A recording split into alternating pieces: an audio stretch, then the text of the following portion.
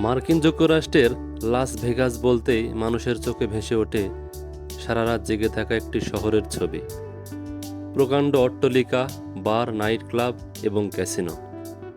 তবে সানসিটির পরিধি ছাড়িয়ে মাইল দশেক দূরে গেলেই শুরু হয়ে যাবে নেভাডার বিস্তীর্ণ মরুপ্রান্তর। যতদূর দেখা যায় শুধু বালি আর বালি, মাঝে মধ্যে ছড়িয়ে রয়েছে কাঠা গুল্মের ঝোপ, দূরে শুকনো পাথুরে পাহাড়। আর এই শুনশান মরুভূমির বুক ছিঁড়ে এগিয়ে গেছে দীর্ঘ রাস্তা। মানুষের বাস নেই এই অঞ্চলে, নেই কোনো গণপরিবহন পরিষেবা। লাস ভেগাসের অদূরে অবস্থিত মরুভূমিতেই মাথা উঁচু করে দাঁড়িয়ে আছে আশ্চর্য স্তম্ভগুলো। সেভেন ম্যাজিক মাউন্টেন নামেই পরিচিত আমেরিকার মরুপ্রান্তরে অবস্থিত এই আশ্চর্য পাথরের টোটেমগুলি। নাম থেকেই ধারণা পাওয়া যায় আদতে সব মিলিয়ে 7টি স্তম্ভ রয়েছে এই অঞ্চলে। বিগত কয়েক বছরে উত্তরোত্তর বেড়ে চলেছে যাদের জনপ্রিয়তা। যুক্তরাষ্ট্রের বাসিন্দারা তো বটেই, বর্তমানে এই আশ্চর্য স্থাপত্য দেখতে শুনশান মরুভূমিতে হাজির হন বিদেশের পর্যটকরা। কিন্তু প্রশ্ন থেকে যায়, এই আশ্চর্য স্তম্ভগুলির নির্মাতা কে? কবেই বা তৈরি করা হয়েছিল এই স্তম্ভগুলো? মরুভূমির বুকে একটি ভিন্ন ধরনের ভাস্কর্য তৈরির পরিকল্পনা করে নেভাডা মিউজিয়াম অব আর্ট। কিন্তু কেমন হবে সেই ভাস্কর্য? এই আশ্চর্য শিল্পসৃষ্টির ভার দেওয়া হয় সুইস শিল্পী উগো রন্ডিনোনেকে। উগোর জন্ম সুইজারল্যান্ডের হলেও তিনি যুক্তরাষ্ট্র নিবাসী। 7 ম্যাজিক মাউন্টেন এর নকশা তারই মস্তিষ্ক প্রসূত।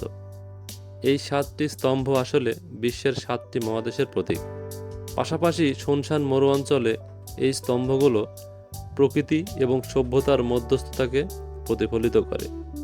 নেভাডা মিউজিয়াম অব আর্ট ছাড়াও এই ভাস্কর্য তৈরিতে অর্থায়ন করেছিল যুক্তরাষ্ট্রের আর্ট প্রোডাকশন ফান্ড। 2015 সালে আনুষ্ঠানিকভাবে শুরু হয় এর কর্মযজ্ঞ। গোটা স্থাপত্য নির্মাণ করতে সময় লেগেছিল প্রায় 1 বছর।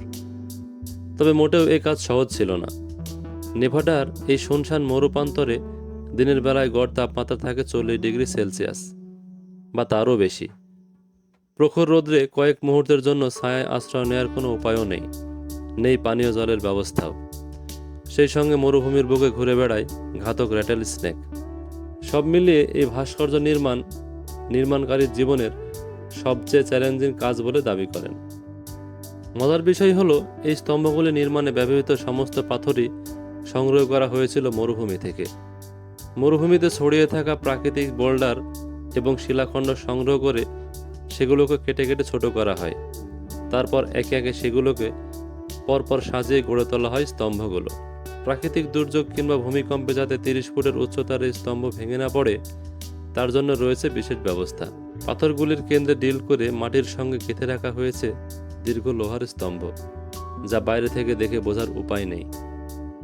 2016 সালে নির্মাণ শেষ হয় এই আশ্চর্য ভাস্কর্যের।